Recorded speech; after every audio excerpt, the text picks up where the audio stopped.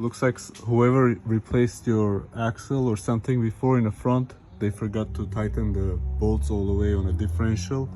and this one fell out, and now